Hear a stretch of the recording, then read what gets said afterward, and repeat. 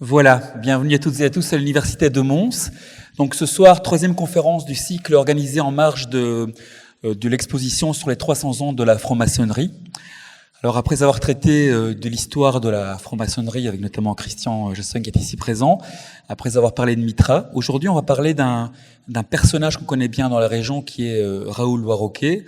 Je ne vais pas spoiler le reste de la conférence, mais on va se concentrer sur une action qu'il a portée notamment au niveau de la création de l'Institut d'anatomie de Bruxelles.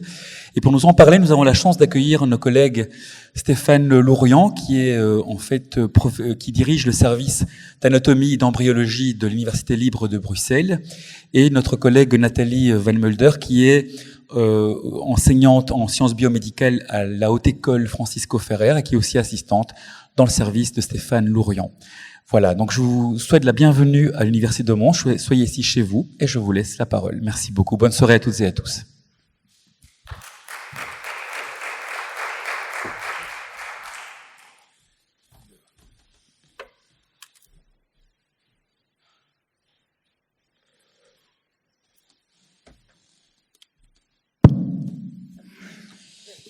Bien, je vous souhaite aussi la bienvenue dans cette conférence et particulièrement la bienvenue dans ce bâtiment vénérable dont nous allons vous parler ici et dont une certaine expérience m'a fait comprendre que peu de personnes du Hainaut connaissent cet Institut Warroquet de Bruxelles. Nous avons eu déjà l'occasion de faire cette conférence à Morlanway et nous avons constaté qu'il y avait quand même assez peu de gens qui connaissaient l'existence de ce bâtiment. Alors, ce que nous vous présentons ici est résumé dans un petit ouvrage dont vous voyez la couverture ici, ouvrage dont je précise que nous n'avons pas touché un seul droit d'auteur et que donc nous n'avons absolument aucun intérêt particulier et aucun intéressement dans le processus si vous avez envie d'approfondir la question en vous procurant cet ouvrage. Alors, l'histoire peut commencer comme une espèce de roman où un passant, un promeneur, arpente le parc Léopold. Le parc Léopold de Bruxelles est un joli parc assez escarpé et qui abrite le musée d'histoire naturelle, donc l'Institut royal des sciences naturelles, qui abrite également le lycée Émile Jacquemin, qui est un lycée d'élite de la région bruxelloise, mais qui au départ était un bâtiment de l'université, et j'aurai l'occasion d'y revenir. Et ayant personnellement, dans ma folle jeunesse, l'habitude d'aller visiter le musée d'histoire naturelle, depuis longtemps, j'avais été interpellé par ce bâtiment qui abrite actuellement, plus pour très longtemps, je crois même qu'ils sont partis, un laboratoire d'analyse intercommunale qui s'occupe de l'analyse de la pollution. Et lorsque j'ai commencé ma carrière dans le laboratoire d'anatomie, eh bien, mes plus anciens prédécesseurs, tels que Jean Pastels, ont fait leurs études dans ce bâtiment et j'ai tout de suite fait le rapprochement entre ce mystérieux bâtiment et les débuts du laboratoire d'anatomie de la faculté de médecine que j'ai l'honneur de présider encore pour quelques mois. Alors, ce bâtiment, le voici, il est constitué par une sorte de module central qui abrite encore des amphithéâtres qui n'ont guère changé depuis le moment vers 1929 où le bâtiment a été déserté. Ces amphithéâtres, on les a laissés un petit peu pourrir, ils sont en jachère. Le propriétaire du bâtiment, c'est la ville de Bruxelles, actuellement. Ça a toujours été le cas d'ailleurs. Et alors, il y a deux ailes, si vous voulez, dans ce bâtiment.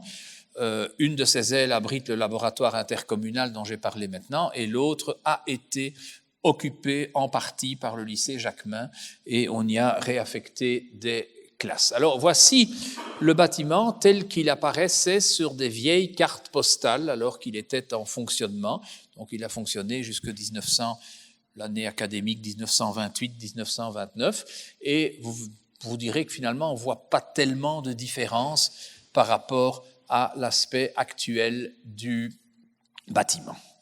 Alors, ce bâtiment portait le nom d'Institut d'anatomie Raoul Warroquet. Alors, contrairement aux autres conférences de ce cycle, nous n'allons pas explicitement parler de franc-maçonnerie, bien que la franc-maçonnerie demeure quelque peu en filigrane dans l'exposé que nous allons faire ici, parce qu'évidemment, pas mal de décisions qui ont été prises pour le financement de cet institut ont été prises grâce aux relations maçonniques privilégiées des autorités de la ville de Bruxelles avec Raoul Warroquet. Raoul Warroquet, vous le connaissez sûrement mieux que moi, qui bénéficiait d'une réputation d'assez grande sympathie auprès des étudiants bruxellois, compte tenu notamment de ses largesses, mais aussi peut-être, faut-il le dire, de ses frasques estudiantines qui étaient bien connues à Bruxelles.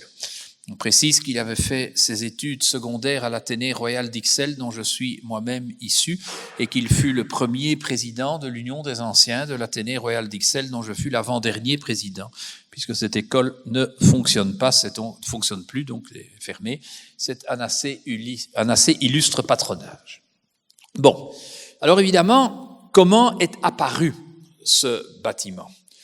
Eh bien, il faut savoir évidemment que d'abord, avant la fondation de l'université, existait une école de médecine.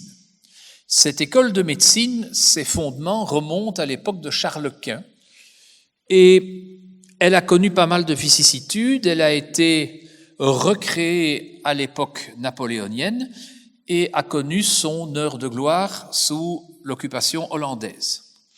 C'était les meilleures années de cette école de médecine. Et quand l'université de Bruxelles a été fondée, eh bien, à titre de faculté de médecine, on a proposé à cette école de médecine de rejoindre les rangs de la nouvelle université, ce qui fait que la faculté de médecine de l'université de Bruxelles est la plus ancienne puisqu'elle était là même avant l'université, ce qui devrait, comme je le dis souvent en titre de boutade, justifier l'octroi d'un certain nombre de privilèges dans l'université étant vraiment la faculté aînée. Quoi qu'il en soit, en 1831, Pierre-Joseph Gros, qui était le dernier titulaire du cours d'anatomie dans l'école de médecine, a intégré l'université et est donc demeuré titulaire de ce cours, mais sous, si vous voulez, la chapelle de l'université. Alors, parallèlement à la nomination de Gros, eh bien, le cabinet d'anatomie qui appartenait à l'administration des hospices,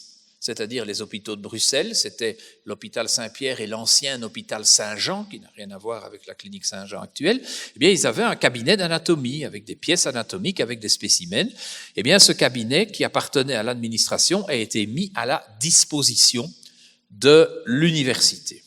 Il faut encore ajouter peut-être qu'un certain nombre de pièces qui figuraient dans le musée Cansus, qui était un musée bruxellois qui était géré par les Hollandais, quand les Hollandais sont partis, eh bien, les pièces de ce musée Cansus ont été redistribuées dans les autres musées bruxellois et notre musée a hérité de certaines pièces assez difficiles à identifier de ce musée Cansus. Alors, en 1838, un illustre professeur d'anatomie, un illustre prédécesseur dont je vous reparlerai, Louis de Roubaix, a véritablement créé notre musée d'anatomie, qui est en fait un conservatoire de pièces qui sont mises à disposition des étudiants. Et ce musée s'est appelé le musée anatomique des hospices, déposé à l'université, bien sûr, pour ne pas heurter la générosité des hôpitaux universitaires de l'époque. J'ai pris l'initiative, il y a 2-3 ans, de faire en sorte que ce musée s'appelle le musée Louis de Roubaix.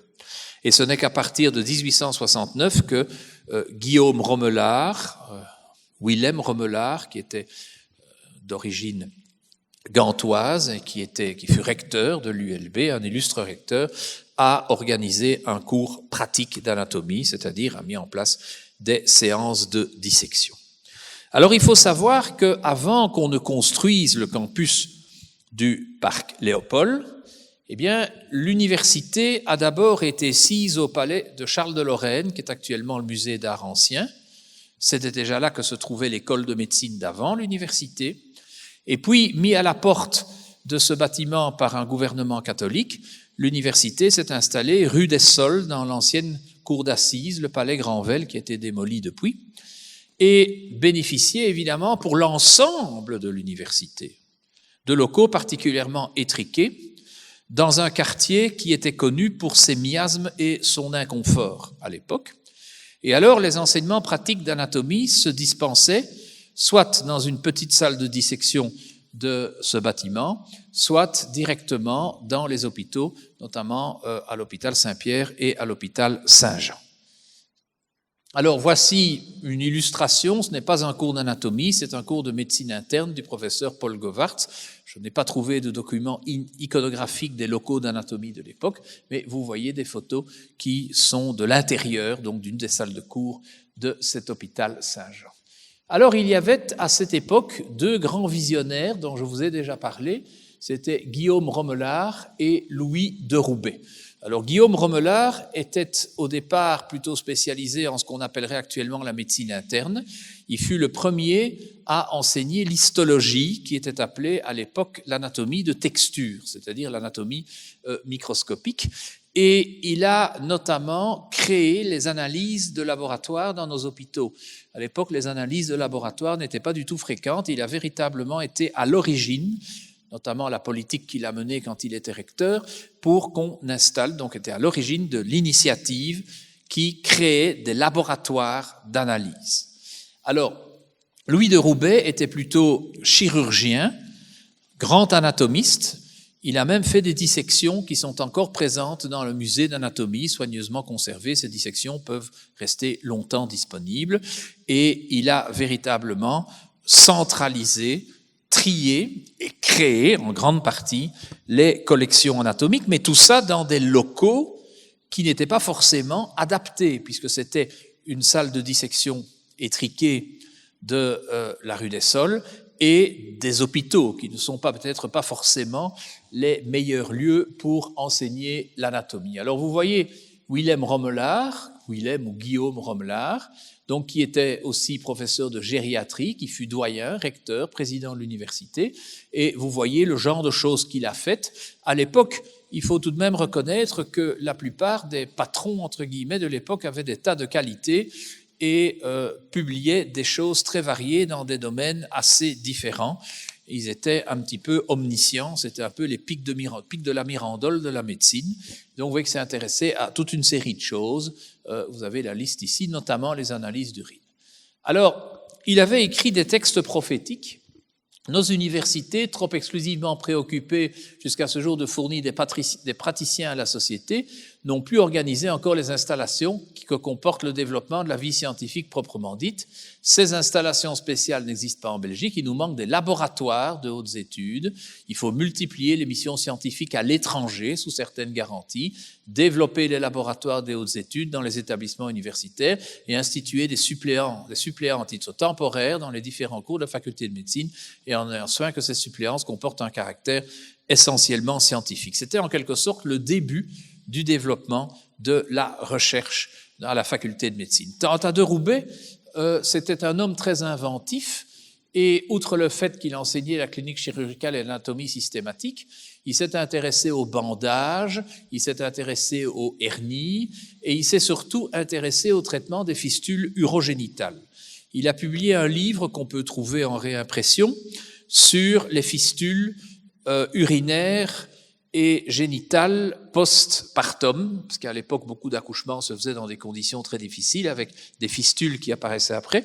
Et il avait inventé cet appareil, je ne résiste pas à vous le montrer, qui est une ceinture avec une espèce de pression, une espèce de poussoir ici, qui était destinée, en dehors des mictions, à être resserrée. Et la patiente, qui devait alors uriner, devait dévisser le dispositif pour ouvrir l'urètre et puis le refermer après. Ça peut paraître évidemment un peu particulier, mais enfin, pour l'époque, ça représentait peut-être un progrès assez significatif. Et donc, il a proposé à la faculté l'adjonction de travaux pratiques dans différents cours, il a suscité la publication d'annales par l'université, il réclama l'institution de bourses, et il a vraiment joué un rôle extrêmement dynamique dans la rénovation de l'esprit scientifique, quoique, d'après un de ses biographes et successeurs, le professeur Théodore Aubaine, lui reprochait quand même de ne pas voir tellement loin par rapport à nos frontières et d'avoir, dans une certaine mesure, un esprit peut-être moins large qu'un certain nombre de ses collègues. Par contre, il avait une capacité comme médecin extraordinaire, il faut lire ça avec beaucoup d'ironie. Théodore Oben dit que de Roubaix avait un don médical qui consistait à susciter très facilement le déshabillage de ses patientes. Alors, je pense qu'il faut lire ça peut-être dans un double sens. Je pense que sinon, il ne l'aurait pas écrit. Et puis, vous allez me dire, qu'est-ce que le parc Léopold vient faire là-dedans? Eh bien, en 1891, le conseil d'administration de l'ULB envisage, sous l'influence de Paul Léger, qui était professeur de physiologie, de créer 4 nouveaux instituts de recherche et d'enseignement.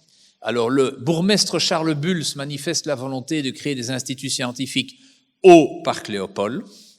Et alors, Ernest Solvay fait part de son souhait d'établir un institut de physiologie avec pour architecte Van Dijk et Gérard, qui était un ingénieur de la ville de Bruxelles. Donc ça, c'est le projet de créer un institut de physiologie qui avait la particularité d'être à double direction. Une partie dépendait de l'université et une autre dépendait de la fondation Solvay, qui était une fondation privée qui était financée donc par l'industrie. Alors l'Institut Solvay, vous le voyez ici, en l'état de l'époque, et vous voyez ce qu'il est devenu. Il est toujours bien rutilant, c'est le lycée Émile Jacquemin. Donc les élèves qui fréquentent cet excellent lycée se trouvent véritablement dans un bâtiment extrêmement historique. Le regret, c'est que le bel auditoire de physiologie, qui était éclairé par une citation d'Émile Verhaeren, a été complètement coupé pour y mettre, entre autres, le bureau du préfet. Alors, ça s'arrêta pas là, parce qu'en 1884, on a construit un institut d'hygiène et de bactériologie, que voici. Mais malheureusement, il était démoli assez vite. Pourquoi? Parce que un peu plus tard, on a décidé de construire l'Institut Pasteur. On a créé les Instituts Pasteur, et l'Institut Pasteur s'est établi pas tellement loin de là. Et donc, on n'avait plus besoin de cet institut de bactériologie, mais je précise que Jules Bordet y a travaillé pendant de nombreuses années. Et donc, ça a été rasé et on y a construit l'Institut dentaire Eastman, qui était au départ un institut destiné à soigner les enfants de la ville de Bruxelles pour les soins dentaires, les soigner gratuitement. Alors, ça n'a pas duré longtemps, dans la mesure où les dentistes privés de la région bruxelloise ont complètement saboté le fonctionnement de l'Institut Eastman, parce que ça leur faisait une concurrence relativement déloyale, et en raison de vicissitudes un peu compliquées à raconter et d'une très mauvaise gestion, cet institut a disparu, et le bâtiment a été occupé successivement, je ne sais plus très bien dans l'ordre, par un hospice et par une crèche pour la communauté européenne, mais je ne sais plus très bien vous dire dans quel ordre. Alors, on arrive à l'Institut d'anatomie, rassurez-vous. Dès 1891, Paul Léger estime prioritaire la création d'un institut d'anatomie, ça c'est un buste de Paul Léger, et il invite le mécène Raoul Warroquet en 1892 à visiter l'hôpital Saint-Jean et ses salles de dissection insalubres.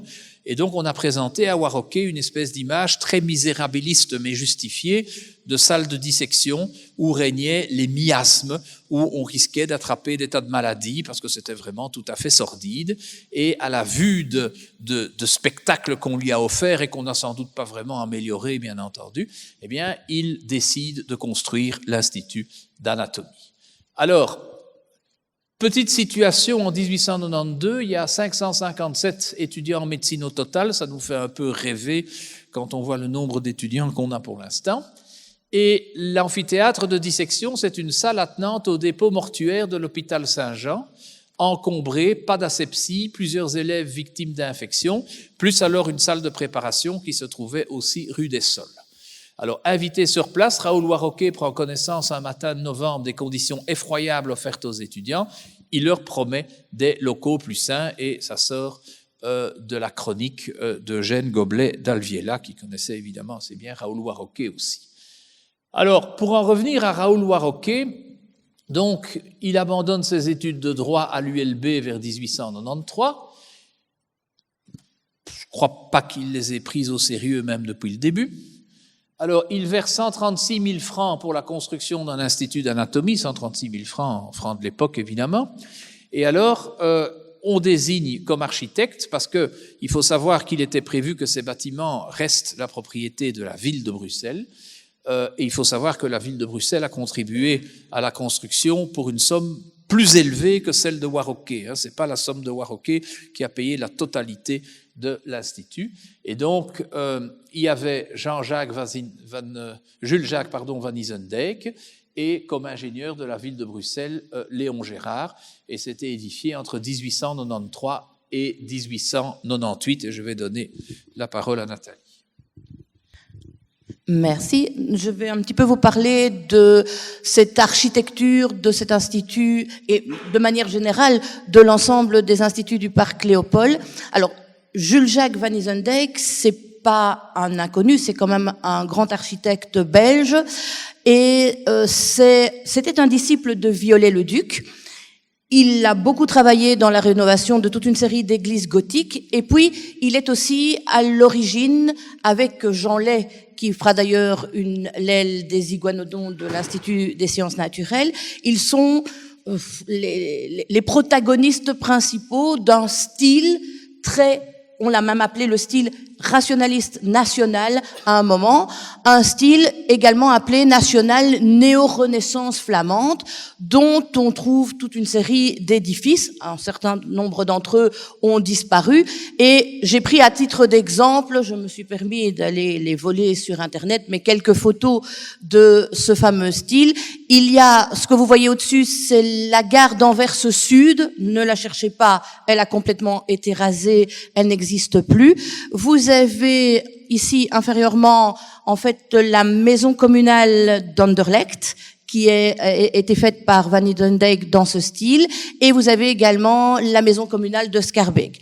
Pour la maison communale de Schaerbeek, on triche un peu parce qu'elle a subi un incendie qui l'a complètement ravagée en 1911, et c'est le fils de Jules Jacques qui a reconstruit à partir des plans du père la maison communale telle qu'on peut l'observer encore aujourd'hui. Les instituts du parc Léopold, par contre, vont être vraiment des instituts de maturité dans l'architecture de Van Isendijk. En effet, vous avez vu les dates, il est décédé en 1901. Et ici, nous sommes sur des instituts qui ont été réalisés en tous les cas pour les plans, entre 1880 et quelques et 1898. C'est un style un petit peu aussi particulier, on va aussi parfois parler d'un espèce de style rationaliste, mais surtout, on va parler d'un style, comme vous voyez, qui est dit éclectique, d'inspiration Art Nouveau, puisque évidemment c'est une époque où on commence à envisager, où l'Art Nouveau fait fureur. Et donc, quand on voit l'Institut, en fait, les parties qui sont considérées comme étant Art Nouveau, c'était la même chose sur les autres instituts, mais c'est le mieux conservé, l'Institut d'anatomie, qui est d'ailleurs le plus grand des trois instituts. Il y avait donc l'utilisation de très larges baies vitrées. Pour l'époque, en tout cas, il y avait énormément de vitrages. Et grâce à la collaboration avec Gérard, en fait, ces vitrages sont des doubles vitrages et on parle déjà à l'époque de quelque chose sur le plan de l'ingénierat qui est très intéressant dans le sens où on arrive à avoir, il parle d'une tour de glace et de verre, mais qui arrive à garder l'énergie calorifique suffisamment à l'intérieur du bâtiment pour ne pas avoir les perditions que l'on avait quand on avait des bâtiments avec des grands vitrages à l'époque. En plus de ça, le bâtiment est ventilé, donc ce qui est très intéressant pour un institut d'anatomie. Et également, bon, si on revient à l'idée un petit peu de l'inspiration Art Nouveau de ce bâtiment, on a toute une série donc on a une structure métallique qui est visible, et on aura des photos tout à l'heure, à la fois à l'intérieur, mais aussi à l'extérieur du bâtiment, avec donc ces baies vitrées et ces linteaux métalliques à croix. On les verra également sur une autre photo un petit peu plus de près tout à l'heure. On a également donc les arcs qui évoque un petit peu l'arc outrepassé, et au-dessus, on a même certains motifs métalliques un petit peu végétaux que l'on va retrouver dans d'autres, enfin dans l'art nouveau de manière plus habituelle. Lorsque l'on regarde ces bâtiments, ce qu'ils ont aussi comme caractéristique, c'est que normalement, on a vu tout à l'heure l'Institut d'hygiène, on a l'image originale de l'Institut de physiologie, donc qui sera le lycée Jacquemin, et ils avaient en fait il y avait un espèce d'harmonie architecturale entre les différents bâtiments. Toute une série d'éléments d'architecture, dont les arceaux, certains linteaux, ont disparu avec les rénovations au niveau du lycée Jacquemin. Par contre, il est assez intact au niveau de l'Institut d'anatomie. Lorsqu'on le regardera d'un petit peu plus près également tout à l'heure, vous verrez que, en termes d'art nouveau, on a aussi le bâtiment qui paraît allégé par la présence d'éléments colorés et de petits sgraffites également qui sont présents sur ce bâtiment. Alors, dans sa modernité, on a également une particularité, c'est que ce bâtiment a été équipé d'un ascenseur. Alors, c'est plutôt un monte-charge, mais dont on peut voir des restes du mécanisme lorsqu'on pénètre à l'intérieur du bâtiment.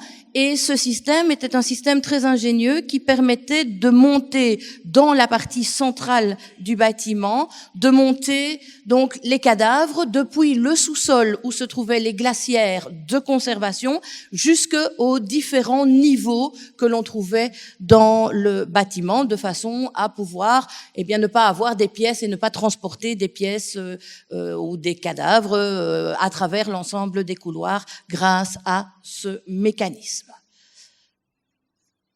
Je repasse la parole à Stéphane. Merci. Alors, il ne faut pas croire que le campus du Parc Léopold n'était occupé que par la faculté de médecine. On y trouvait également l'Institut de sociologie et l'école de commerce Solvay. Alors, l'Institut de sociologie est plus ou moins annexé au lycée Jacquemin maintenant, mais vous y voyez encore université libre. Quant à l'école de commerce Solvay, c'est devenu la célèbre bibliothèque Solvay qui a été longtemps en jachère, qui a été pillée, mais qui a été reprise par la ville de Bruxelles et donnée en bail amphithéotique à une société privée qui organise des événements, notamment avec l'Union européenne. Et vous voyez donc ici l'école de commerce avec la bibliothèque Solvay, ça c'est l'Institut de sociologie, l'école de commerce, pardon, ici, et l'Institut de sociologie avec la bibliothèque Solvay telle qu'elle apparaissait à l'époque, et actuellement c'est un joyau. Bon, on y a remis des livres, ce sont des livres plutôt décoratifs, ce sont plus des livres académiques, et c'est un lieu où se déroule toute une série d'événements de haut standing, et donc ça a été tout à fait remis en état grâce essentiellement à des fonds privés. Alors une petite précision tout de même, c'est que l'Institut d'anatomie Ouarocquet se trouve exactement sur l'emplacement de la fosse aux éléphants du jardin zoologique de Bruxelles. On ne le sait peut-être pas, mais il y a eu à Bruxelles un jardin zoologique qui était au Parc Léopold, et il y avait une cage à éléphants, et l'Institut d'anatomie a été établi sur l'emplacement de la cage à éléphants. Et il est amusant de signaler que les éléphants concernés, quand ils sont morts, on les a mis à l'Institut royal des sciences naturelles, et donc les éléphants empaillés que vous pouvez voir à l'Institut royal des sciences naturelles sont les éléphants qui se trouvaient au Parc Léopold, et vous voyez encore Jardin royal de Bruxelles. Le seul vestige de ça, c'est une espèce de fosse pour les phoques, et qui est encore présent au Parc Léopold. Alors, nous avons eu l'occasion, grâce aux autorités du musée de Marimont, de pouvoir accéder aux archives, et nous avons pu observer, nous avons pu lire, nous avons pu reproduire les différentes correspondances qui se sont établies entre Raoul Ouarocquet et Charles Bulls à propos donc de l'édification de l'Institut d'anatomie, dont on voit même dans la presse de l'époque des représentations anticipées qui ne correspondent pas du tout à ce que vous avez vu. C'était des premiers projets qui n'ont pas été retenus, et vous voyez qu'on en parlait pas mal dans la presse. Alors, Nathalie va maintenant vous parler du concept de théâtre anatomique, puisque à l'intérieur de ce bâtiment, eh bien, il y a ce qu'on appelle un théâtre anatomique, et elle va vous expliquer de quoi il s'agit. Merci. Donc, les théâtres anatomiques, au sens propre, sont nés aux alentours du XVIIe siècle, et à l'origine, on les appelait d'ailleurs spectatorium ou théâtre anatomique. C'était plutôt des salles de spectacle. On allait au spectacle de la dissection comme on allait au cirque. Et d'ailleurs, au départ, les théâtres anatomiques où on pratiquait ce genre de choses étaient en fait des structures qui étaient montées et démontées exactement comme les cirques ambulants. Cela a fait fureur à peu près tout le XVIIIe siècle, et puis progressivement, on a commencé à également s'y intéresser pour l'enseignement des futurs médecins, et on a commencé à fabriquer, enfin à construire, on va dire en dur, c'est pas très joli comme façon de s'exprimer, mais de construire des bâtiments qui étaient dévolus à ces spectacles anatomiques. Ils étaient donc généralement construits à proximité d'une université ou d'un institut d'enseignement. Et puis, donc ça a surtout été vers le début du XIXe siècle. À ce moment-là, ces bâtiments étaient des bâtiments avec plein de fioritures. Ils devaient attirer le spectateur, attirer le regard. Et puis, la société a vraiment complètement changé. Et au contraire, vers la fin du XIXe siècle, ils ont complètement perdu leur vogue. Et je vais me permettre de retourner à mes papiers simplement pour vous faire une citation, si tu permets, Stéphane. Et donc pour vous montrer à quel point le positionnement sociétal a complètement changé au courant du XIXe siècle, puisque si on regarde le dictionnaire encyclopédique des sciences médicales, eh bien, il est écrit texto le conseil suivant: les théâtres anatomiques, et je cite, devraient être rejetés comme les abattoirs et les clos d'équarrissage à une certaine distance des villes, ou à défaut les entourer de murs très élevés, de manière à les dérober à la vue des voisins du spectacle répugnant des travaux qui s'y accomplissent. Donc, il ne fait plus du tout la cote, ces théâtres anatomiques. Par contre, sur le plan de l'enseignement, on avait bien compris que c'était quelque chose qui était particulièrement utile pour les étudiants.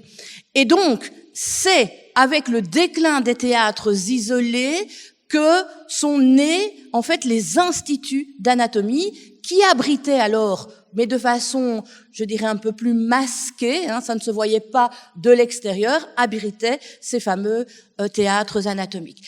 Et on est à la fin du 19e siècle, et donc c'est à ce moment-là également que notre que notre institut d'anatomie va voir le jour. Je pense que je te repasse. Ah non, c'est encore à moi, désolé. Et donc, en effet, puisqu'on parlait d'instituts d'anatomie, les instituts d'anatomie ont donc fleuri avec le déclin des théâtres anatomiques à la fois aux États-Unis et un petit peu partout en Europe, et on a distingué deux grands types d'organisation de ces instituts d'anatomie. D'une part, ce on a appelé le style germanique européen, qui est en fait une organisation de l'institut où il y avait une structure centrale abritant les amphithéâtres ou les salles justement de dissection ou les théâtres anatomiques cachés, qui étaient flanqués d'ailes relativement symétriques. À la différence de ce qu'on a appelé le système plutôt anglo-saxon américain, où on va avoir quelque chose qui est beaucoup plus groupé, et où il n'y a pas d'architecture particulière, pas spécialement d'organisation. Pourquoi germanique européen? Parce que la première structure qui avait cette organisation date de la fin du XVIIIe siècle, et c'est l'Institut Senckenberg à Francfort. Et donc c'est comme ça que, comme ça se passait à Francfort, le terme de style germanique européen est resté. Alors, si on regarde les plans, alors les plans que vous voyez sont les plans qui ont été faits par le bureau d'architecture Carole Breda en 1999, lorsqu'ils ont fait une première rénovation, en tous les cas extérieure, donc la ville de Bruxelles a commandé une rénovation extérieure de l'Institut d'anatomie. Et donc, quand on regarde ces plans, on voit bien que notre institut appartient à ce fameux style germanique, puisqu'on a vraiment une symétrie, je fais des bêtises, une symétrie axiale avec donc un plan symétrique en U, même si les deux branches du U ne sont pas parfaitement identiques. Alors, cette structure est particulièrement efficace dans le sens où, en fait, on arrive à séparer, et ça c'est dans tous les instituts d'anatomie, on arrive à séparer les zones d'enseignement des zones des laboratoires.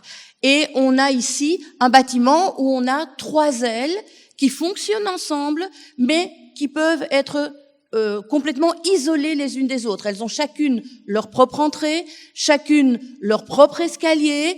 Il y a une circulation intérieure possible dans les 3 étages, puisque c'est un bâtiment qui va avoir 3 étages et 3 ailes, donc dans son organisation. Et donc on voit d'ailleurs ici les plans, décidément, les plans des escaliers et les portes d'entrée. Donc l'entrée extérieure principale du bâtiment central se faisait par une verrière. C'était vraisemblablement l'entrée des étudiants, puisque le bâtiment pédagogique où on a l'amphithéâtre et le spectatorium d'anatomie se trouve dans cette partie centrale.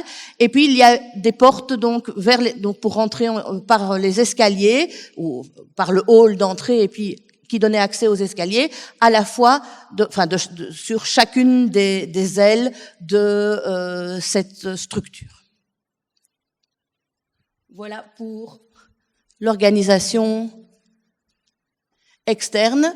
Et ici, on voit bien donc la structure, je parlais tout à l'heure de la structure métallique, la structure métallique où on retrouve ce qu'on trouvait sur les linteaux avec les motifs en croix, certains motifs végétaux qui vraiment vont complètement, habiller l'intérieur du bâtiment et toujours avec cette vision de 2 types d'inspiration Art Nouveau. Bien, alors les choses se compliquent un petit peu du point de vue historique, car lorsqu'on a construit le bâtiment, on a construit un théâtre anatomique, un amphithéâtre qui était celui-ci, dont ne persiste qu'une seule et unique photo, c'est celle-là. Vous y voyez d'ailleurs des plâtres anatomiques allemands, et ceci pour vous expliquer que ces plâtres anatomiques, nous les avons toujours au laboratoire. Ça a connu 3 campus différents. Bien.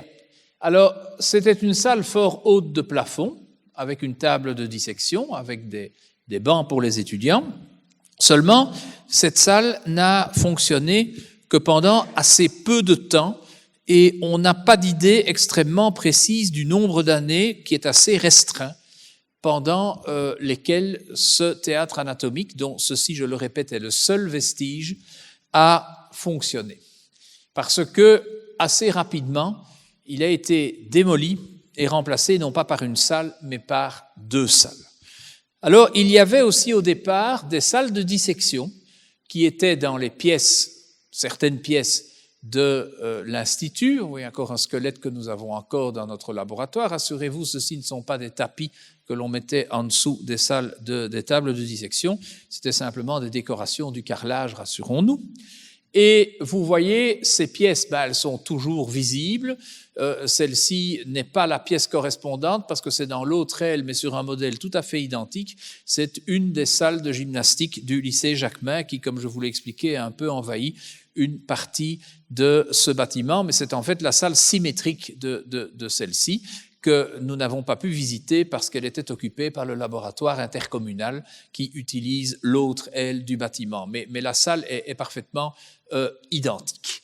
Alors, quand et pourquoi a-t-on supprimé cette salle de cours unique? On ne sait pas très bien la date, mais il faut peut-être lier ça à la succession des enseignants d'anatomie. Alors, Le premier dont je vais vous parler, est un des successeurs donc de Louis de Roubaix. C'est Joseph Guillaume Sacré, que vous voyez ici, qui était franc-maçon d'ailleurs, qui enseignait l'anatomie systématique, la clinique des vieillards, la clinique externe. Clinique externe, c'est le mot qu'on utilisait pour chirurgie à l'époque, qui fut doyen de la faculté et qui, comme vous le voyez, avait également des projets de recherche, des travaux de recherche dans les domaines assez variés de la chirurgie et de l'anatomie. Mais vous aurez remarqué qu'aucun de ces personnages ne peut se targuer d'avoir fait des activités de recherche en laboratoire. C'étaient des cliniciens qui développaient de nouvelles techniques médicales ou chirurgicales, mais qui n'étaient absolument pas des chercheurs dans le sens qu'on leur accorde actuellement. Alors, il était affublé de Charles Théodore Aubin, c'est celui qui avait fait les petites remarques ironiques sur la propension de Louis de Roubaix à déshabiller les patientes. Il enseignait, lui, l'anatomie topographique. Les lymphatiques, c'était son cheval de bataille, à tel point que les étudiants qui l'aimaient beaucoup le surnommaient le professeur Ganglion. Il a décrit dans ses mémoires, qui ont été rédigés par Edmond Picard, qui était un publiciste de l'époque, le caractère tout à fait insalubre de la salle de dissection de la rue des Sols. Il n'était certes pas franc-maçon dans la mesure où, dans ses mémoires, il décrit un jour quelqu'un qui avait été très généreux avec lui, et lorsque Aubin s'étonnait de cette munificence, eh bien, le personnage a dit, eh bien, ainsi vous saurez ce que c'est que la générosité d'un franc-maçon. S'il l'avait été lui-même, il se fût sans doute exprimé autrement. Alors, un certain nombre de ces personnages ont été représentés dans le tableau Les mauvais médecins, que tout le monde connaît, le tableau de James Ensor. Voici Sacré.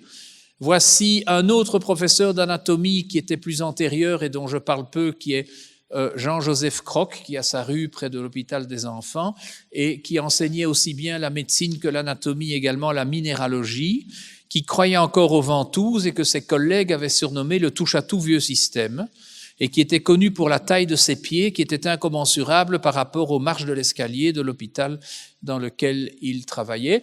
Ça, c'est Guillaume Romelard dont j'ai parlé tout à l'heure, et ça, c'était un chirurgien non anatomiste, c'était Thiriard, qui était le grand ennemi de Louis de Roubaix. Ils ne pouvaient pas s'entendre parce que Thiriard était un chirurgien qui se voulait efficace. Il savait qu'une longue anesthésie est préjudiciable au patient et il fonçait dans le patient à toute vitesse, alors que de Roubaix profitait de ses opérations pour faire des cours d'anatomie. Ça durait éternellement parce qu'en fait, la chirurgie était prétexte pour montrer ses connaissances anatomiques et donc tout les séparait. Alors, un personnage tout à fait remarquable, c'était Lucien Wilmar.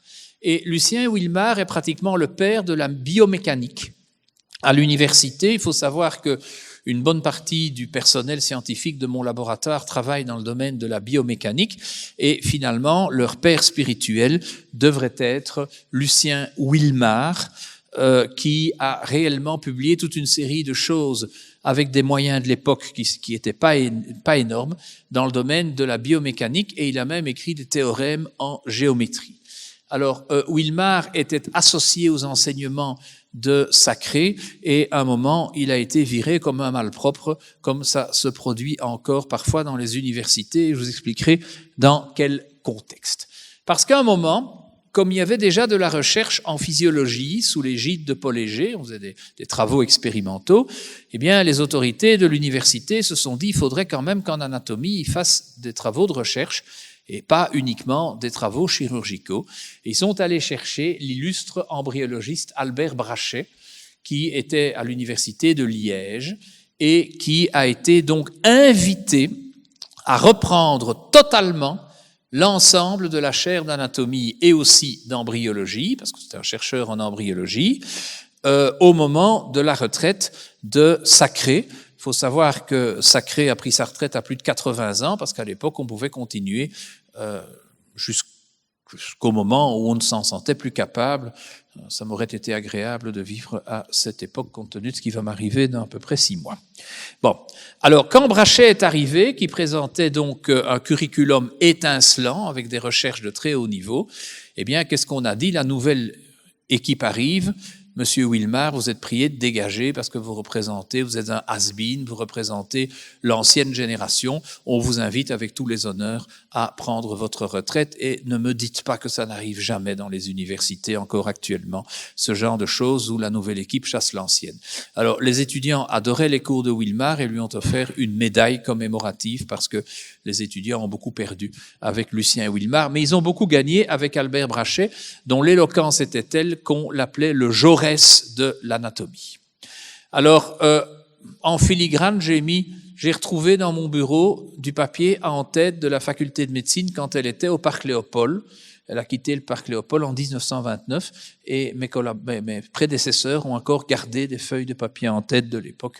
J'en suis particulièrement fier. Alors, Albert Brachet fut titulaire de l'anatomie et de l'embryologie et il a écrit des sommes, non seulement des articles scientifiques tout à fait remarquables, mais également des traités qui sont encore actuellement d'une assez grande valeur.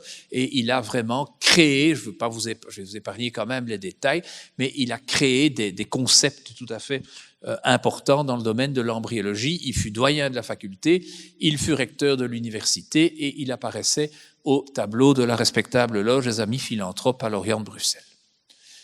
Alors, à ce moment-là, eh bien, ils se sont retournés à nouveau vers Raoul Warroquet, à la demande du recteur Charles Gros, qui est le fils de l'anatomiste Pierre-Joseph Gros. Charles Gros était juriste. Warroquet verse de nouveau 140 000 francs pour l'agrandissement des salles d'anatomie. En fait, c'est la division de l'amphithéâtre en 2 niveaux, le spectatorium actuel dont je vais vous parler maintenant et un auditoire d'histologie, et de surcroît la construction d'un bâtiment annexe pour les salles de dissection. Et ce dédoublement de cet auditoire qui n'a duré qu'assez peu de temps semble être plus ou moins contemporain de l'arrivée d'Albert Brachet et aussi d'une augmentation considérable, bien sûr, du nombre d'étudiants. Et vous avez ici encore une correspondance de Charles Gros adressée donc à Warroquet pour parler, si vous voulez, de ce nouveau financement qui est attendu de la part de Warroquet. Alors, ce financement a donné lieu à la construction de ce bâtiment qui n'a rien de transcendant, il faut bien dire, qui est même un peu laid, et qui était de nouvelles salles de dissection, en fait, qui étaient construites dans la cour, à côté du bâtiment principal. Ça a été rasé. Maintenant, c'est un parking à la place. Mais donc, on a construit tout à fait un nouveau bâtiment à côté. Et l'autre conséquence, ça a été la division verticale des amphithéâtres. Alors, c'est là qu'est le problème. C'est là qu'est le problème. Parce que quand ils ont construit les 2 nouveaux auditoires, eh bien, ils ont en fait créé la subdivision ici au milieu des fenêtres supérieures. Ça veut dire que ça, c'est le plafond de l'auditoire d'en bas et c'est le plancher, la salle d'en haut.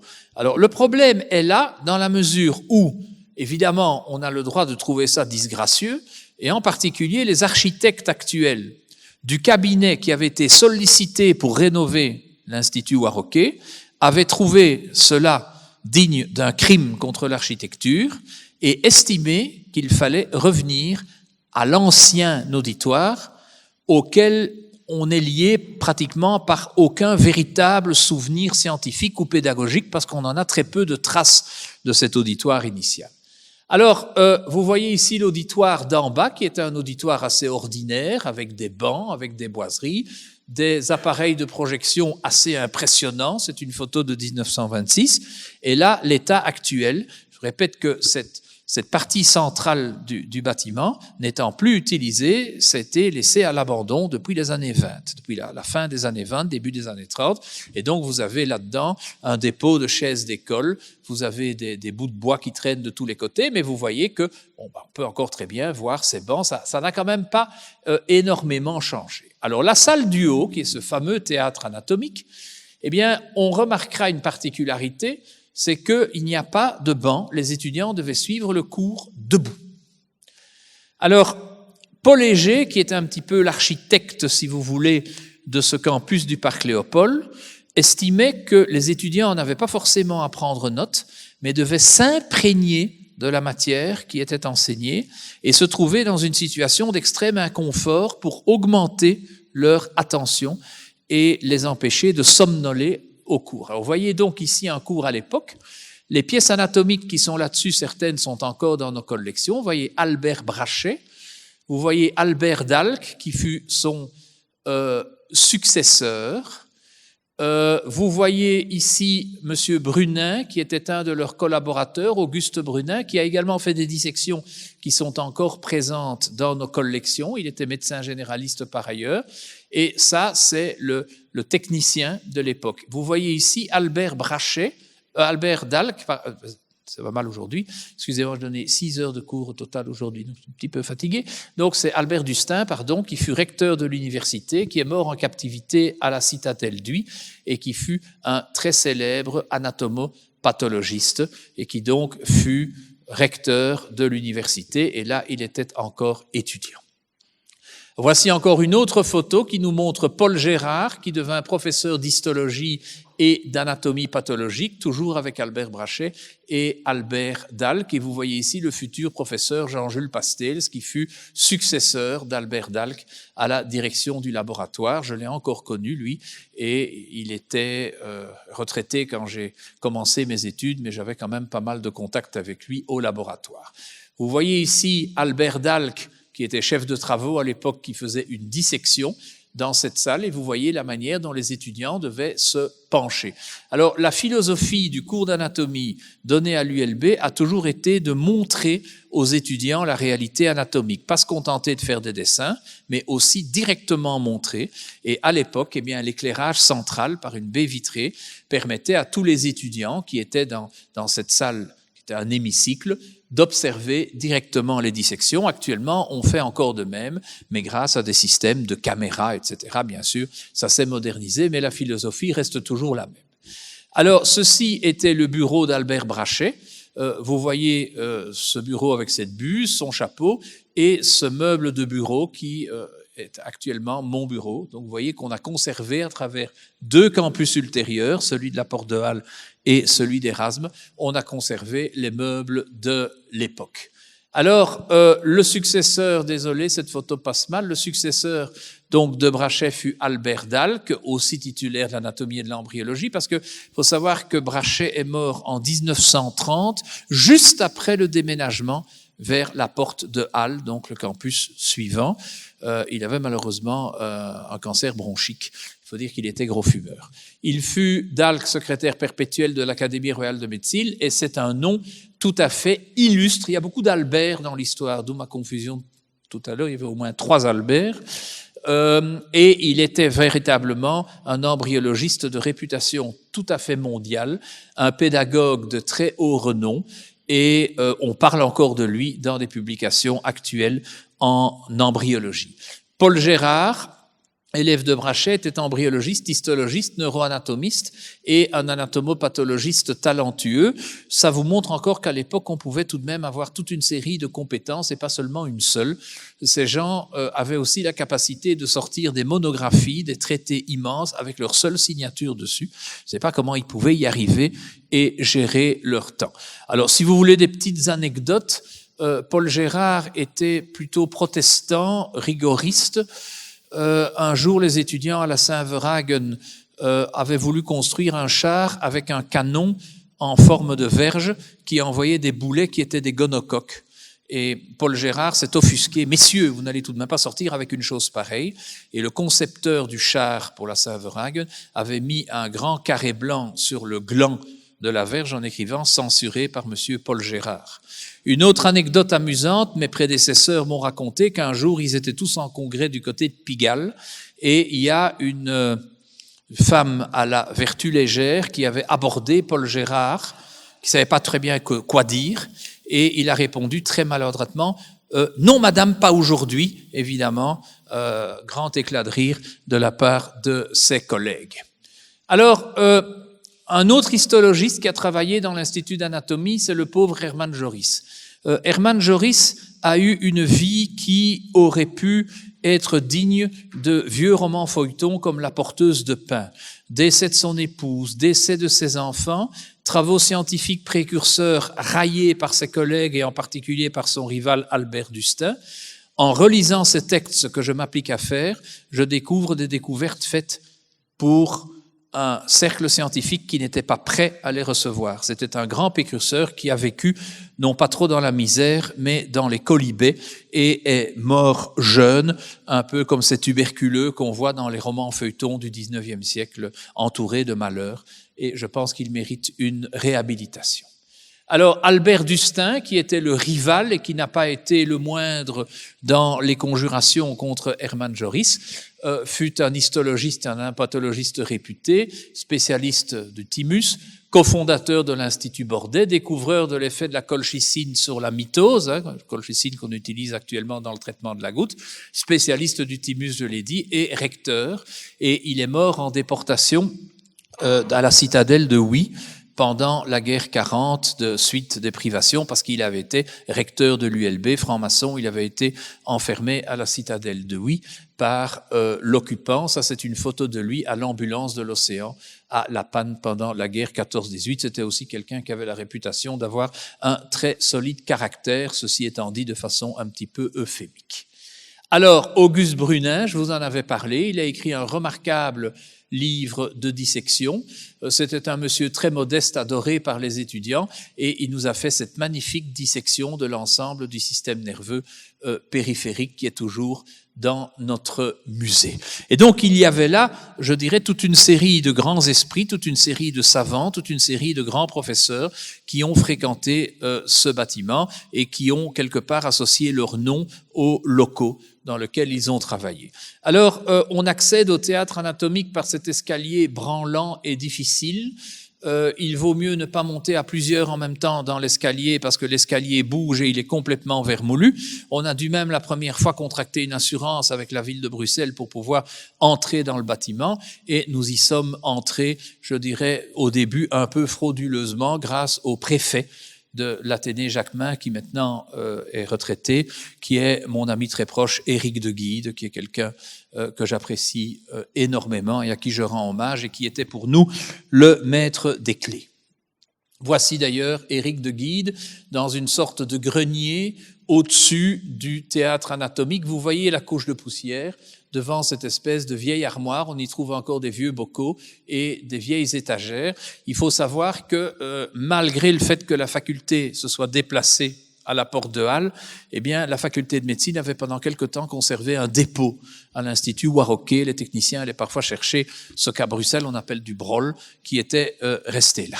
Alors, il y avait une verrière, comme l'a dit Nathalie. Cette verrière, son emplacement est ici. Vous voyez cette balustrade. Elle a été détruite. Je ne sais pas si elle a été spontanément ou si elle a été progressivement par écroulement, mais en tout cas, elle n'existe plus. Et alors, vous avez des photos de ces salles de dissection qui se trouvaient dans le bâtiment parallèle. Vous voyez, il y avait encore des espèces de buses de poêle à charbon.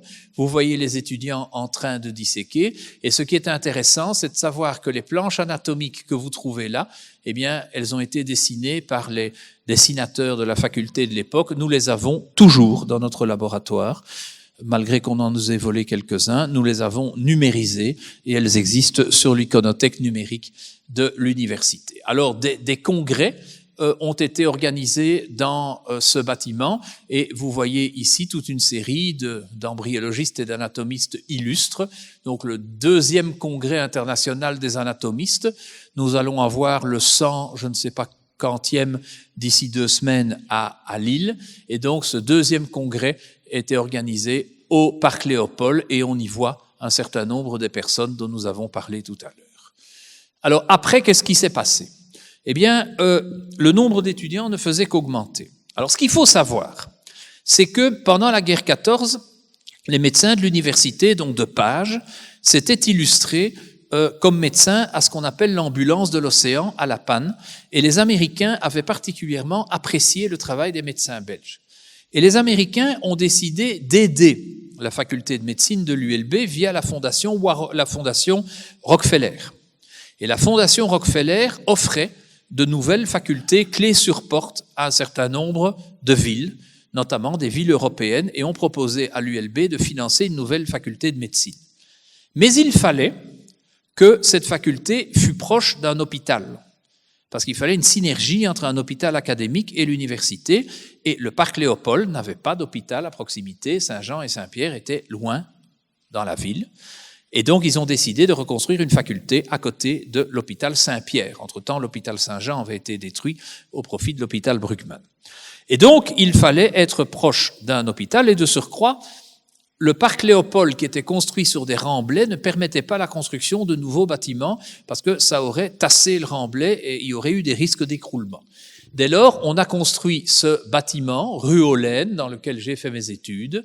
Il a été inauguré en même temps que l'hôpital Saint-Pierre, que le nouvel hôpital Saint-Pierre. Mais le nouvel hôpital Saint-Pierre n'était pas encore tout à fait terminé.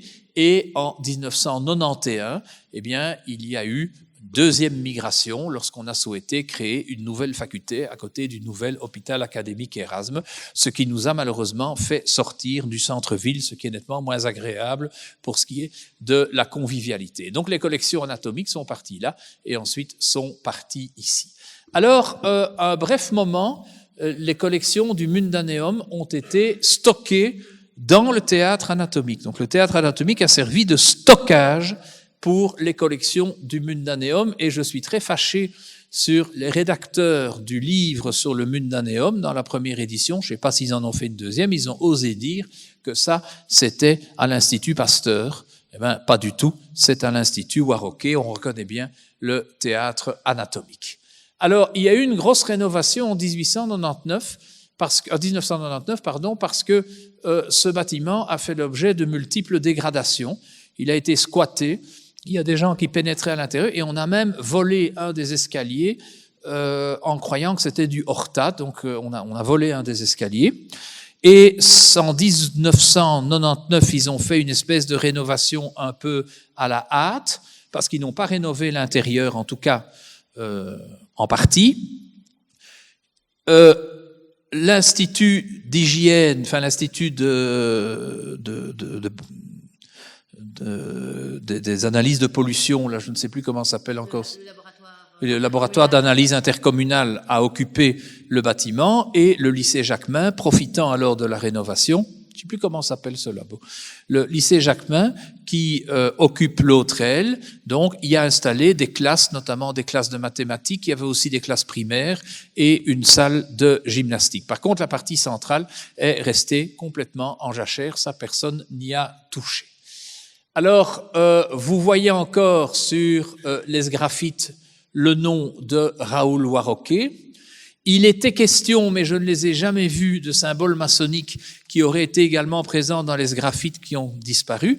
Et il faut savoir que le bâtiment a été classé intérieurement et extérieurement par le même arrêté de classement que les bâtiments maçonniques de la rue de Laken. C'était exactement le même arrêté qui a classé donc les deux bâtiments. Et actuellement, donc, c'est toujours plus ou moins en jachère. Vous avez une épaisseur considérable de fientes de pigeons quand vous allez dans le théâtre anatomique. Il y a même un cadavre de pigeon dont nous avons pu observer la décomposition progressive.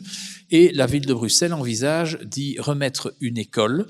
Mais les contacts que j'ai eus personnels avec le bourgmestre de Bruxelles nous assurent qu'il va essayer de faire reconstruire à l'identique les deux auditoires, les deux salles. Alors je vais repasser la parole à Nathalie. Oui, avant de me lancer sur cette dia, je voulais peut-être encore dire quelques mots sur les dates, donc par rapport aux modifications. Donc l'Institut d'anatomie, on n'a pas énormément d'informations quant aux dates réelles d'édification. Habituellement, il est considéré comme ayant été édifié entre 1893 et 1898. Et il a été inauguré en 1895. Ça, on en est certain. La ville, dans ses archives, la ville de Bruxelles, a retrouvé des plans datés, donc des plans originaux de Van Isendijk datés de 1894. Par contre, ce dont on est sûr, c'est que la première cohorte d'étudiantes qui a fréquenté le bâtiment, c'est la cohorte 1898-1899. Et apparemment, déjà à cette époque, donc l'image que Stéphane vous a montrée tout à l'heure, où on ne voit qu'un seul amphithéâtre, c'est vraisemblablement, d'après ce qu'on a retrouvé, une image de l'inauguration. Et c'est par la suite, toutes les images que nous possédons au laboratoire, qui sont des images où on voit les étudiants, eh bien, datent évidemment, d'après la première cohorte, beaucoup aux alentours entre 1904 et 1906. Mais il est plus que vraisemblable que la séparation entre de l'ancien unique théâtre en un amphithéâtre et un spectatorium un petit peu plus petit, d'après ce que les éléments de recherche que la ville a effectués, datent en fait d'avant la première cohorte, et que donc il n'y a eu en termes d'enseignement que des étudiants à partir du moment où il y avait deux parties. En fait, il faut aussi savoir que il était prévu, parce que par Van Isendijk, par Gérard et par l'université, que le bâtiment pourrait subir des transformations. Et c'est en effet ce qu'il y a eu, et qui pouvait subir aussi des agrandissements au gré des besoins. Et donc cette séparation, contrairement à ce qu'on a pensé au départ, elle a quand même été faite avec, semble-t-il, l'accord, d'après ce qu'on a trouvé au niveau des derniers documents de la ville qui ont été publiés en 2000 et des recherches qu'ils ont fait, ça a été fait avec l'accord de Van Isendijk, la modification. Le petit escalier branlant, d'ailleurs, on voit la configuration de l'escalier est un peu, même bon, si maintenant il est branlant parce qu'il a subi le temps, c'est quand même un escalier très étroit pour faire passer des étudiants, hein. Et donc, il semblerait que c'est dû à cette modification, d'autant plus que c'est à ce moment-là aussi que vraisemblablement, ils ont mis le fameux ascenseur. Et donc, parce que quand on regarde les plans originaux de 1894 de Van Isendijk, tout ça n'existe pas. Il n'y a pas d'ascenseur, il n'y a pas cet escalier, puisque le dernier étage de l'amphithéâtre n'existe pas. Et donc, probablement que c'est aussi l'effet de ces modifications qui donne peut-être cet aspect un petit peu particulier à cet ensemble. Alors, il n'empêche que préserver le théâtre anatomique nous paraît assez important, parce que ni des théâtres anatomiques, ni des instituts d'anatomie, il n'en reste beaucoup en Europe. En effet, surtout après les deux guerres mondiales du XXe siècle, ils ont, en Allemagne en particulier, où il y en avait quand même assez bien, ils ont été rasés pour la plupart. Certains ont été un peu reconstruits, mais beaucoup ont été, pour ceux qui restaient, ont été rénovés pour d'autres usages, en privilégiant l'audiovisuel. Et donc, il y a très peu de théâtres vraiment résiduels, en tous les cas, de cette période. Alors, il y a des théâtres, vraiment théâtres anatomiques anciens, qu'on trouve en particulier en Italie, hein. Il y en a un très beau à Bologne. Par contre, dans notre pays, il nous reste un ancien théâtre anatomique, je dirais isolé, mais proche de la faculté, c'est à Leuven. Mais il a été depuis très longtemps tout à fait transformé, en tous les cas à l'intérieur, en atelier d'artistes, et ça a d'ailleurs été l'atelier pendant longtemps de Constantin Meunier. Il reste, et là, c'est pour ça que je me suis permis de faire cette photo, un institut d'anatomie à Liège, mais qui a été très fortement remanié dans les années 50, probablement encore complètement remanié depuis qu'il a été réaffecté il y a quelques années. Par contre, il restait, en tous les cas, jusque récemment, un petit théâtre, un petit peu basé sur le même principe que celui que vous avez vu dans l'Institut Raoul Warroquet, et qui est nommé salle de dissection. Mais, et dont vous pouvez voir une photo, mais c'est une des rares photos que j'ai trouvées. On n'a pas accès pour le moment au bâtiment, qui a été un institut de langue pendant longtemps. Je ne sais même pas si c'est encore le cas. Et donc, en termes d'institut d'anatomie, avec un théâtre anatomique, et donc un vrai spectatorium, et qui était dévolu à cela, il ne reste que l'Institut Raoul Warroquet, en tous les cas en Belgique, et donc c'est pour ça qu'on tient beaucoup à essayer d'obtenir sa rénovation. Je ne sais pas s'il restait des choses à non. Ça, c'est notre labo. Oui, donc on n'est pas du tout certain de l'année où on a fait ces transformations et créé ce théâtre anatomique. Je reste quand même avec l'hypothèse que peut-être l'arrivée de Brachet y était pour quelque chose, mais c'est peut-être plus ancien, mais on n'a aucune archive très claire du moment où ça s'est fait, parce que il y a eu comme je l'ai dit tout à l'heure, une deuxième intervention de Warroquet pour construire la salle de dissection à côté. Est-ce que les deux transformations n'étaient pas à ce moment-là simultanées compte tenu de l'augmentation du nombre d'étudiants? Il faudrait peut-être creuser les archives de la ville de Bruxelles pour en savoir davantage. Donc ça reste encore un peu un mystère et une discussion. Alors donc, ce théâtre anatomique est pour l'instant laissé à l'abandon. Et nous avons un moment, avec mon laboratoire, pris l'initiative de le réenvahir le temps d'une après-midi. Nous avons organisé une activité récréative et toujours avec la collaboration d'Éric de Guide, le préfet qui là tient l'appareil photo. Eh bien, nous avons refait une photo, si vous voulez, dans la même position que nos ancêtres quand ils enseignaient dans cette salle. Alors, je voudrais vous faire partager une sorte de petite promenade virtuelle dans cet institut d'anatomie qui avait été faite par Éric de Guide la première fois qu'il avait visité, parce que en tant que préfet, il ignorait même l'existence de ces salles à l'époque. Et donc vous avez une visite ici de la salle inférieure, la salle d'histologie. C'est là qu'il y avait l'appareil de projection à l'époque que je vous ai montré. Vous voyez que c'est quand même encombré par un fatras d'objets les plus divers. Oui, des chaises d'école. Il n'y avait manifestement pas de tableau puisqu'il y avait une fenêtre derrière. Alors oui. Alors ici vous êtes dans l'auditoire d'anatomie avec des dispositifs effectivement d'aération tout à fait particuliers et ingénieux sur les petites fenêtres. Et vous voyez la verrière qui n'est pas la verrière d'époque, maintenant c'est du plastique. Parce qu'à un moment elle était cassée et il y avait des oiseaux qui nichaient là à l'intérieur. Et donc là derrière il y a une salle de préparation et en prenant un petit escalier on arrive dans un labo photo qui est recouvert de noir de fumée. Il y a même un trou entre les deux auditoires qui a été creusé pour faire des sondages. C'est manifestement pas un écroulement naturel. Étude de stabilité du bâtiment. Et donc apparemment la ville de Bruxelles serait d'accord, si elle construit une nouvelle école là-dedans, de reconstruire, acceptons-en l'augure, de reconstruire ces salles à l'identique. Au début, nous avions l'idée de peut-être mettre un petit musée de l'enseignement universitaire à Bruxelles, de pouvoir remettre éventuellement des pièces anatomiques là-dedans, notamment des moulages.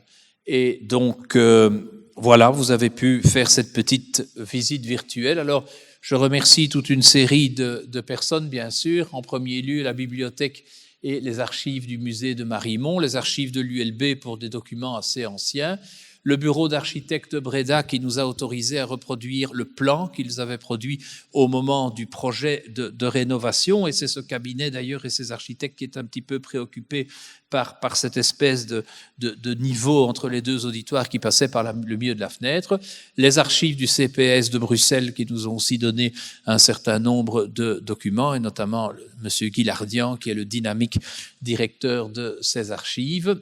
Monsieur Éric de Guide, le préfet honoraire et notre ami du lycée Émile Jacquemin, et Alain Juris, qui est une des chevilles ouvrières du musée de la franc-maçonnerie, qui a sollicité les archives du Grand Orient de Belgique pour savoir, parce qu'à l'époque c'était la seule obédience qui existait, pour essayer de décrypter l'appartenance maçonnique ou non d'une série des protagonistes que nous avons montrés là, et qui a pu me fournir d'ailleurs la copie du tableau des amis philanthropes où le nom d'Albert Brachet figurait.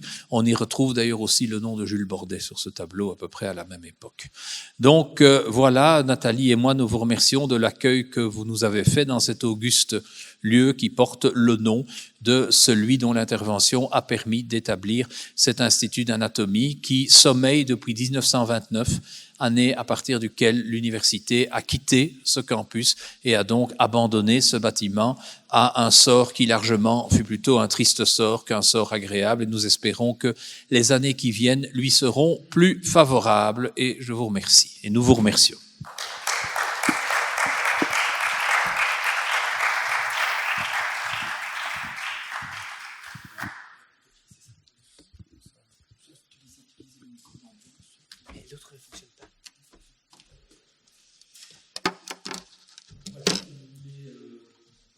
séance de questions. La première est toujours la plus difficile.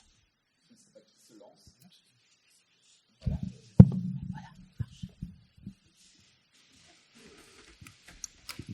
Avant tout, grand merci à vous deux pour cet exposé. J'ai découvert, je ne connaissais pas, je dois l'avouer, on en avait discuté ensemble. J'ai une question. Raoul Warroquet à Bruxelles, c'est évidemment l'Institut d'anatomie, mais c'est aussi d'autres bâtiments insoupçonnés sur Bruxelles ? Oui, le micro le fil est un peu court. Il a contribué aussi comme œuvre notoire la construction de chauffoirs pour les indigents à Bruxelles. Donc à un moment, l'administration communale lui a demandé de sponsoriser, pour utiliser un terme d'époque, des chauffoirs pour indigents, donc des endroits où les gens sans domicile fixe pouvaient aller se chauffer. Donc il n'a pas fait que ça. Et à ma connaissance, il n'y a pas d'autre bâtiment notoire qui fut lié au nom de Raoul Warroquet. Donc il y a les chauffoirs et ça. Une raison supplémentaire de vraiment investir sur les lieux quand je... Oui. Mais parce ça que fait finalement, des années... l'État n'est pas si déplorable que ça. Comment ? L'État n'est pas si catastrophique que ça. Nous avons réaménagé ici même d'autres locaux dont l'État était bien plus catastrophique que cela. Tout est relatif. Ce qui est paradoxal, c'est que les deux ailes du bâtiment latéral ont été rénovées depuis assez longtemps pour y accueillir des classes et pour y accueillir ce laboratoire intercommunal d'hygiène, etc. Enfin, c'est un laboratoire qui maintenant a ou va quitter. Ils ont quitté. Je sais que le bourgmestre Tielemans voulait absolument les mettre dans de Roverenbeek à un moment, et puis ils ont résisté beaucoup. Et puis finalement, ils allaient partir ou ils sont partis. Et donc, les deux ailes étaient rénovées puisque des gens y travaillaient et il y avait cette chose au milieu qui était réellement restée en l'état depuis 1929, à tel point que les institutrices disaient aux élèves, là, il y a une porte, faut surtout pas l'ouvrir, surtout pas derrière, c'est dangereux, il y a de la poussière, etc.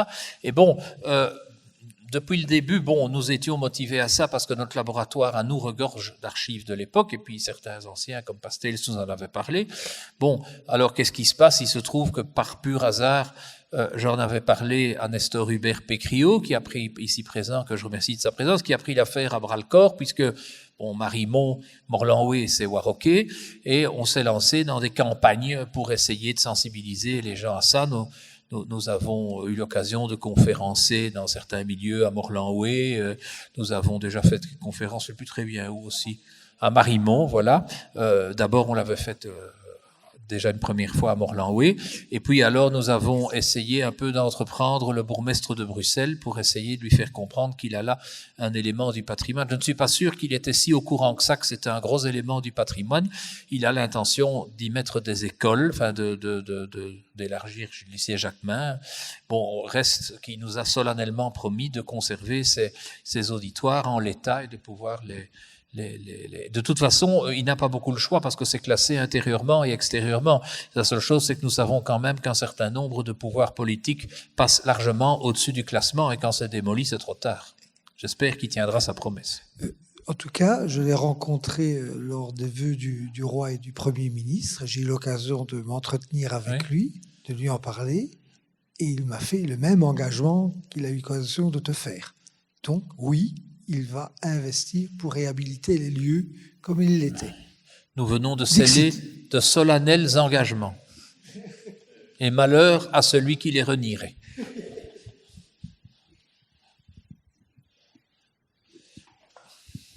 Monsieur Lorian, nous avons eu beaucoup de plaisir à vous écouter, mais j'aimerais que vous présentiez la dame qui vous accompagne, qui s'appelle Nathalie, mais nous n'en connaissons rien de plus.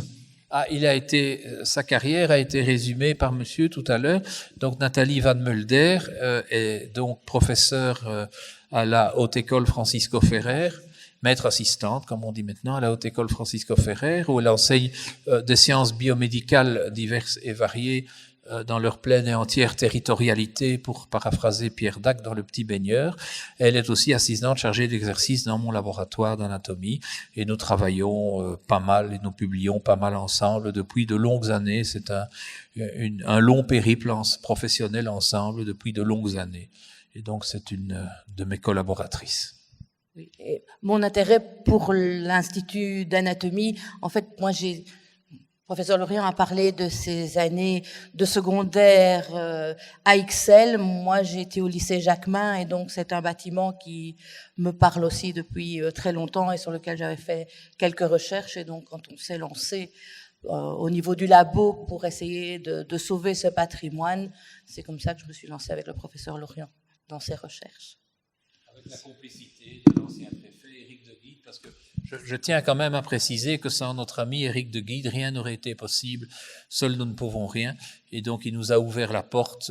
Il a vraiment accédé à toutes nos demandes. Et du coup, il s'est passionné pour le dossier aussi.